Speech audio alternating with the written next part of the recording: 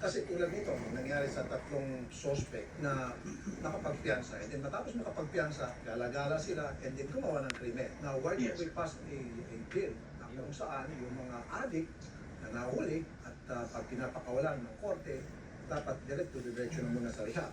Yes sir, actually magandang suggestion yan. And as a legal background, no, we have to remember that bail is a constitutionally guaranteed right unless heinous crimes na punishable sa life, death, or reclusion perpetua, which means yung mga pinakamabibigat na krimen. What you're saying, Sir Rafi, is that hindi naman natin sila ipukulong. In fact, tutulungan natin sila through rehab. No? Hindi naman to deprivation of liberty. Rather, binabalik natin sila as a functioning member of society. Right. Which I guess, Sir Rafi, maganda nga po yung sinabi nyo, this can be used as a test case. Si Ma'am can be a resource person before Congress when we introduce the bill, saying na may mandatory rehab period. Sponsored po ng ating gobyerno.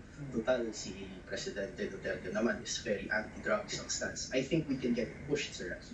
Yun, kapag nangyari kasi ito, then yung mga certified na mga addict ay magagamot kaysa na magpagala-gala lang sila dyan sa kalye at ito Yes, resulta tama. sa paggawa ng krimen.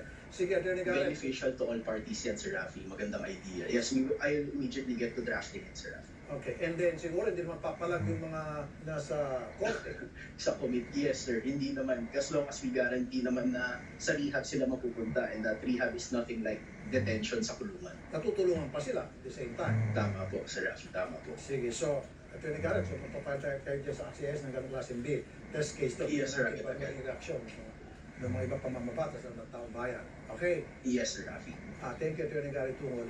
Ngayon pa lamang ako po'y nananawagan sa mga netizens, sa mga nanonood. Ano po sa palagay nyo? Kayo po ba'y sang-ayon o hindi? Or you can send po your comment sa Rafi Tulfo in Action Facebook page. Mag-PM po kayo para doon po masukat natin kung ano po yung pulso ng bayan. Kayo po mga mamamayan. Okay? And then, yung po mga comments ninyo, yan po ay ipapasa namin sa Congress para kapag nag-file po ng bill ang ACT-CIS, pwede pong gamitin pa siya yan. Ito, marami ng mga kababayan natin at kasabing, pabor sila sa ganitong klaseng batas at ito ang dahilan kung bakit sila pabor. So, nananawagan po ako sa lahat po ng mga netizens. Okay, nanonood ngayon, nakikinig, pwede ko kayong pumunta sa Rafi Tulfo in Action Facebook page, pwede po sa YouTube.